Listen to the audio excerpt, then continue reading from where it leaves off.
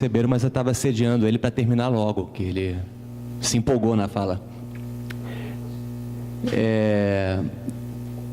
Não tem por que eu fazer muitas considerações no avançar da hora. Eu acho que o mais importante é saber qual é a demanda que vocês têm, e a partir da demanda que vocês têm de perguntas, eu vou costurando.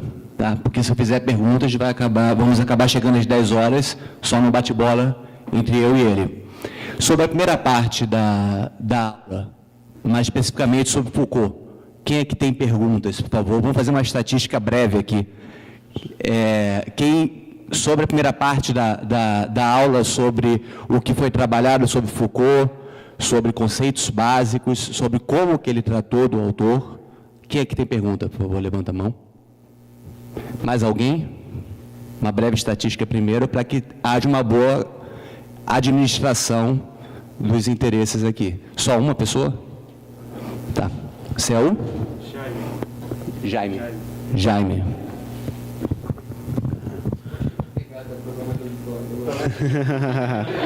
Até para captar, né? Pouco a gente vai ter uma dinâmica também de... Bom, primeiramente, parabéns pelo trabalho, muito interessante. Eu estudo na Escola de Estatística do IBGE, você já deve ter ouvido falar, ENSE. Eu tenho contato assim, com demógrafos e assim, eu estou meio chocado como eu nunca vi esse enfoque a partir de demógrafos e estatísticos, de por que utilizar a estatística como uma ferramenta de controle, de justificativa da governabilidade. A pergunta que eu tinha era sobre aquela parte teórica logo no início, que você fala, quando você está falando do Foucault e tal, e de como o mercado surgiria como algo que iria criar esse sujeito autônomo que não iria precisar tanto do Estado e teríamos um Estado mínimo. E uma parte você fala que que se o governo não controla, o mercado poderia regular. Isso é uma crítica que o mercado pode regular a sociedade de alguma forma ou é um ponto que o Foucault coloca? Uma outra pergunta?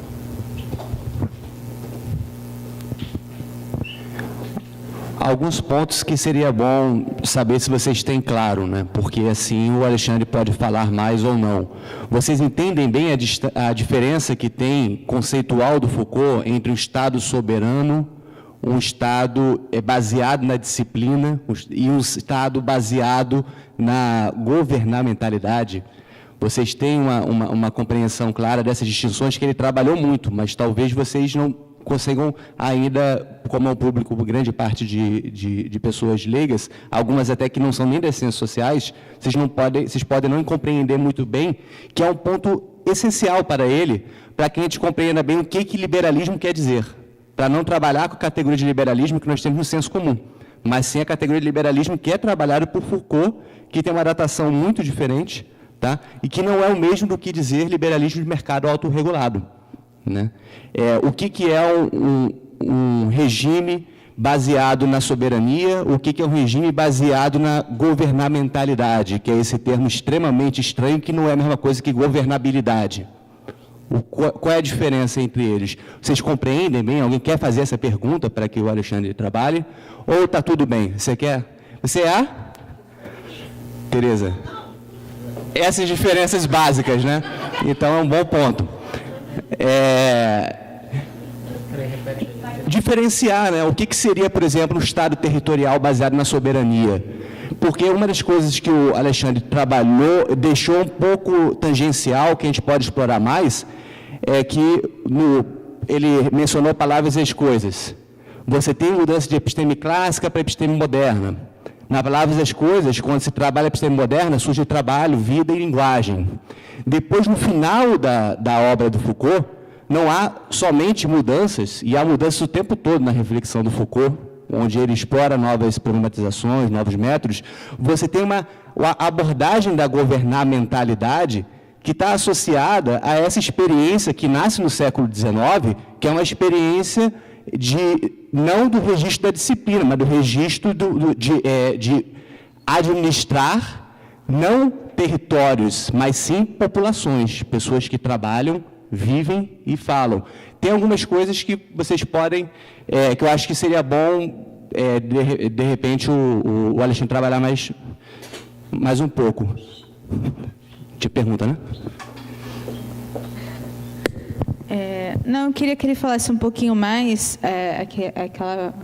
aquela questão da estatização das esferas do poder que você falou, que elas precisam da legitimação do Estado, acho, eu não entendi direito.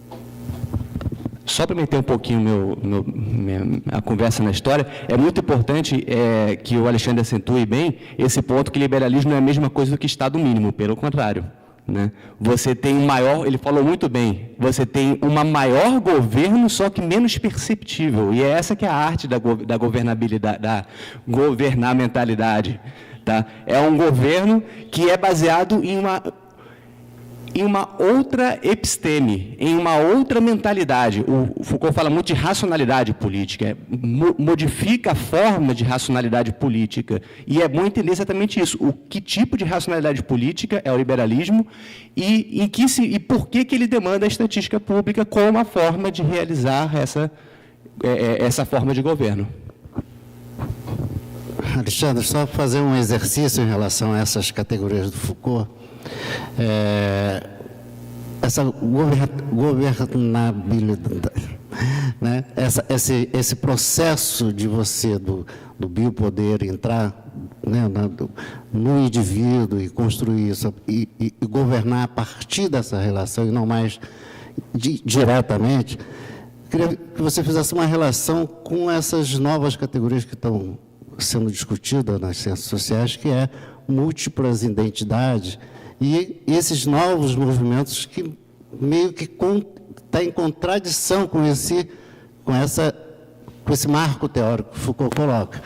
Como é que é possível, né, você ter, a partir dos novos movimentos sociais, desde o movimento que teve aqui no Brasil, nos Estados Unidos com o Ocupa e Primavera Árabe, se foge ao controle da estatística esse processo a partir desse referencial teórico do Foucault.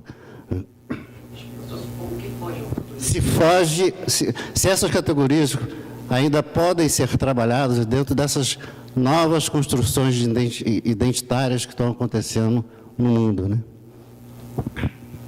Mais alguma pergunta no mesmo registro sobre Foucault?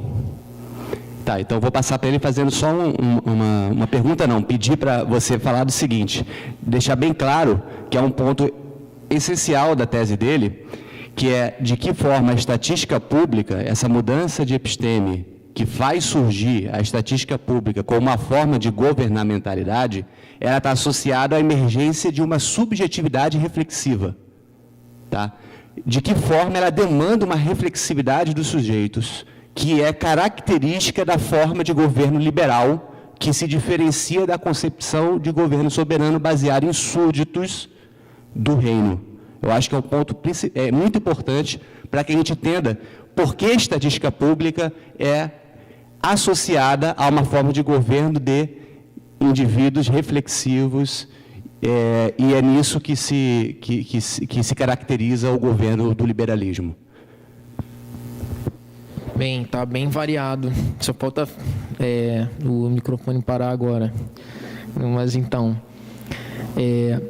primeiro, eu acho que a questão que tem a ver, esse último comentário do André sobre essa questão da subjetividade reflexiva como a base do autogoverno, do governo de si, portanto, a condução da própria conduta, tá?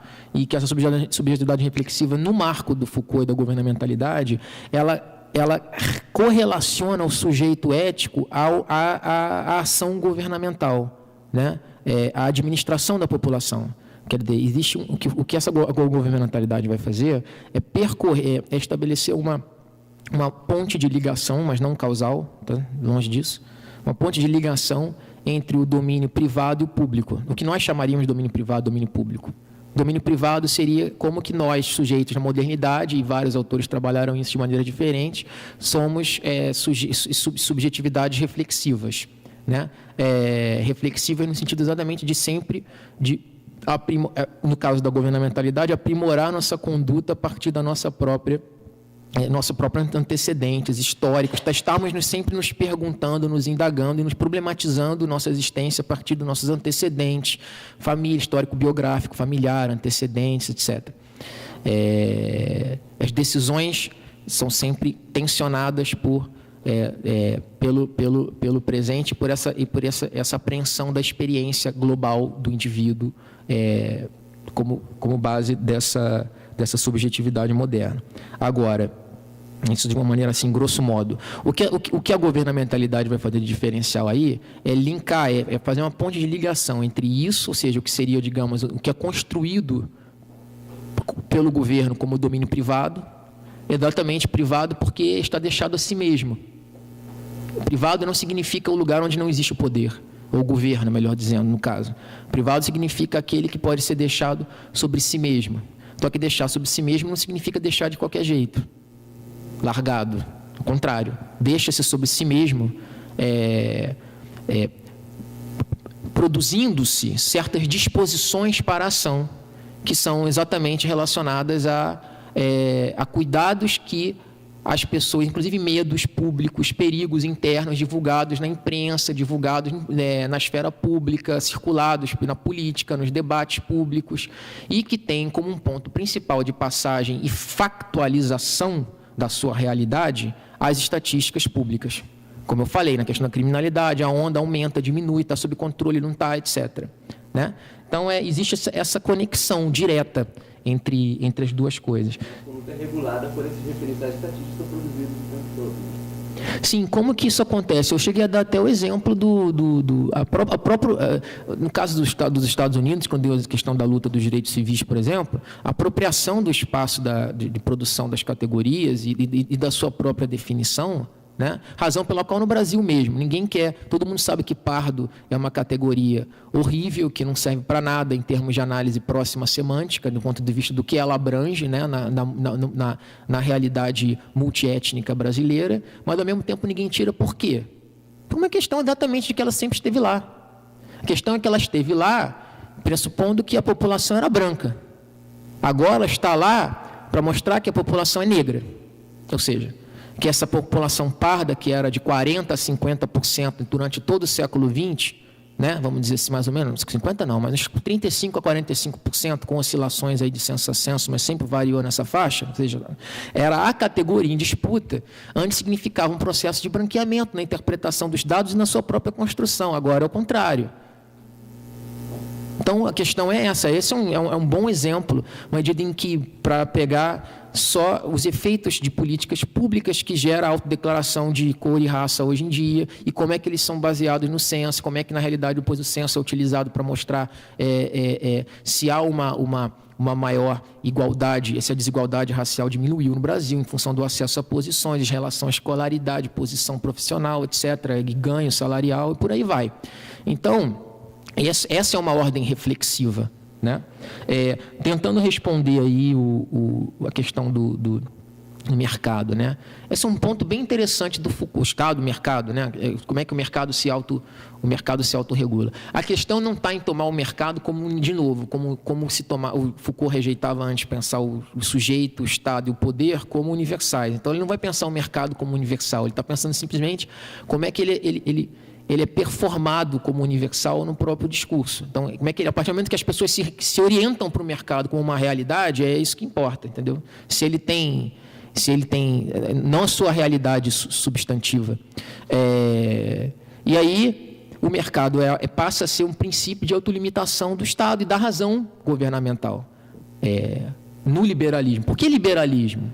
Porque Foucault está mostrando o tempo inteiro que todos esses dispositivos e essas racionalidades novas são construídas em função de uma autorregulação do Estado pelo mercado e pela sociedade. Pela sociedade significa essa autorregulação pela sociedade, implica a sociedade como o núcleo da crítica ao excesso de governo, ou seja, da intervenção, da violência, o controle, o aumento do regime de direitos, o aumento dos sujeitos, daqueles que são contemplados pelo direito. Então, essa autolimitação da razão governamental, ela tem no mercado um ponto de inflexão, porque Tal como a população aparece como fronteira ao que pode ser feito e dito e pensado em termos de governo, o mercado aparece como outra realidade, porque a população aparece no nível do biopoder, ou seja, das otimizações, das intervenções que são feitas, as otimizações da população, as intervenções que são feitas em nome do bem-estar coletivo, em nome do aumento das forças da população, seu número, sua saúde, seu bem-estar, sua qualidade de vida, etc. Tá? Então, isso significa que não me importa, é nome da segurança, muitas vezes. Muito mais em nome da liberdade se dá o governo econômico, que deixa os indivíduos sobre si, na lógica do espaço privado. Mas isso implica que eles precisam calcular os riscos, né? Então, eles precisam aprender. Você tem lá na escola, você vai aprender a fazer isso, certo? Você é um indivíduo, o sujeito pedagógico, ele aprende questões básicas de como calcular situações, problemas de vida, que são situações que geram dificuldades empíricas e cotidianas e que são quebra-cabeças em que, na realidade, se trata de uma tecnologia, no caso, a tecnologia escolar para lidar com o cálculo do risco na vida moderna, por exemplo. E outras formas podem acontecer também nesse sentido, outros exemplos. Então, só para explicitar, Estado, ele não é propriamente detido pelas forças do mercado, mas o Estado ele só pode governar quando faz referência ao mercado e à população. Essa que é a questão. Esse é o diferencial do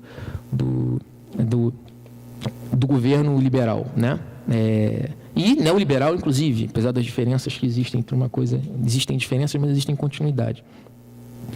Ninguém vai perguntar sobre por que então governo liberal e sei lá, e socialismo, nazismo, como é que fica, onde fica. Estava esperando uma pergunta assim, mas quem sabe no próximo dia, horário e canal. Uma questão que o André fez várias questões para mim, na realidade aqui. Olha, a questão das palavras e as coisas é simplesmente o seguinte, eu acho que... Você primeiro se perguntou sobre a estatização das relações de poder. A estatização das relações de poder significa o seguinte: o Estado não se faz presente enquanto entidade. O Estado não se faz presente enquanto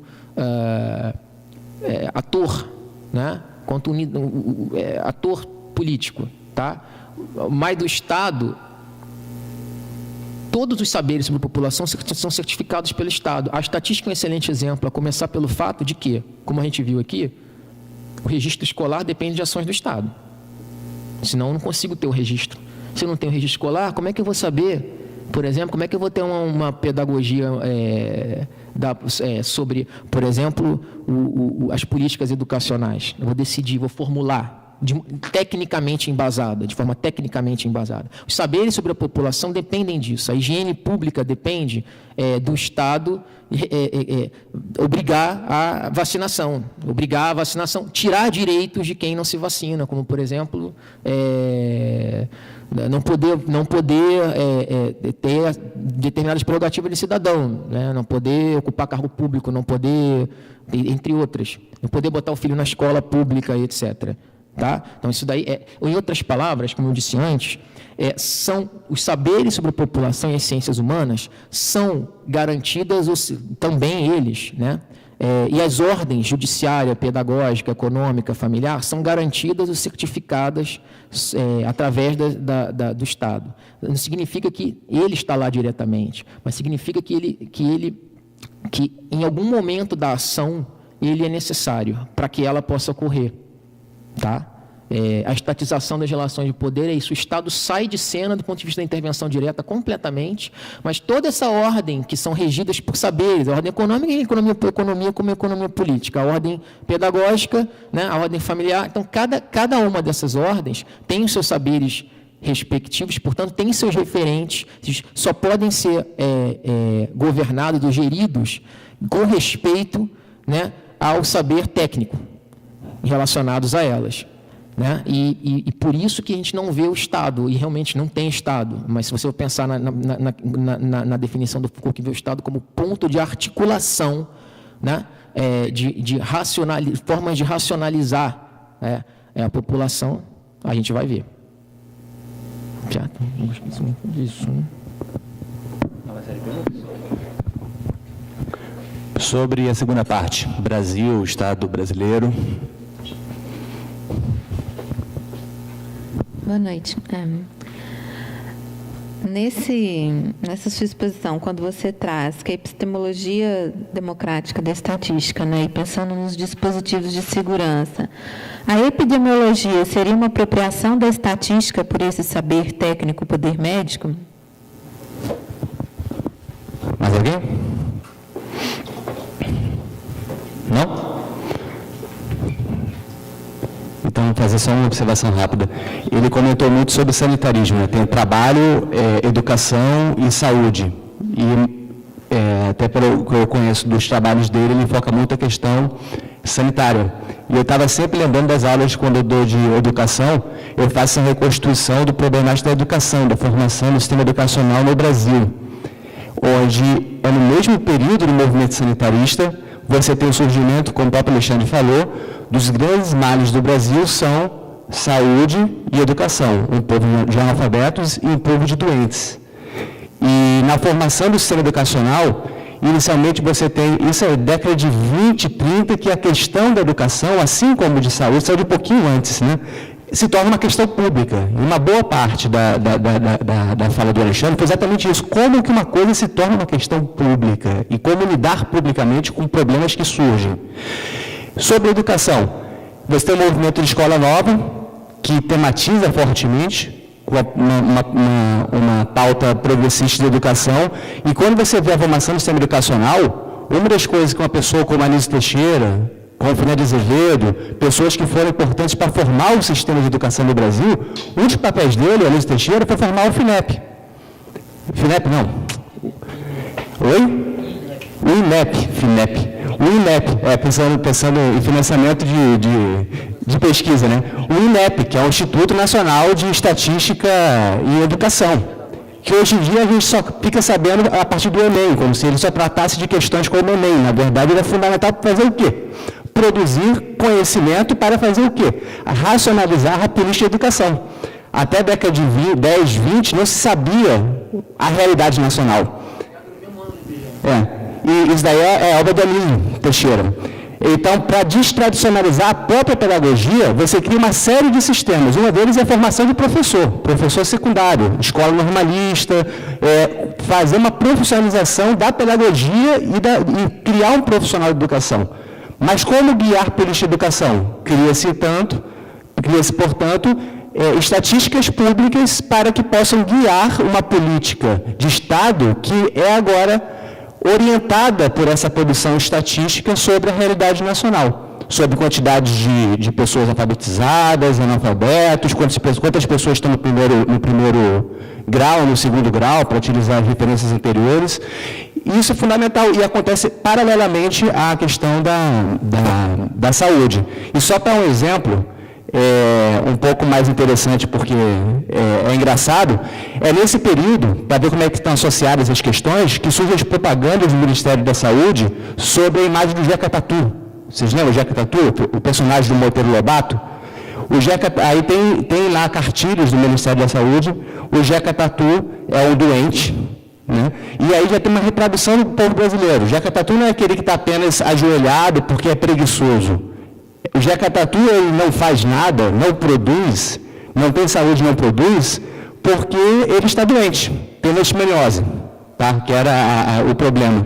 Então, cria-se panfletos, cartilhas para chegar à educação dizendo, olha, você não produz, você deve ser produtivo, você deve ser saudável e você precisa ser tratado para isso. E nessa cartilha tem uma historinha do Monteiro Lobato, figura do Monteiro Lobato contando, e no final dessa cartilha, o Jeca Tatu, depois de tratado, perde a lombriga dele, né, e se torna, então, a barriga d'água dele, e se torna um empresário. Ele começa a ter a fazenda dele, e é isso mesmo, ele se torna um empreendedor, bem-sucedido e rico. Orienta-se uma ética do trabalho.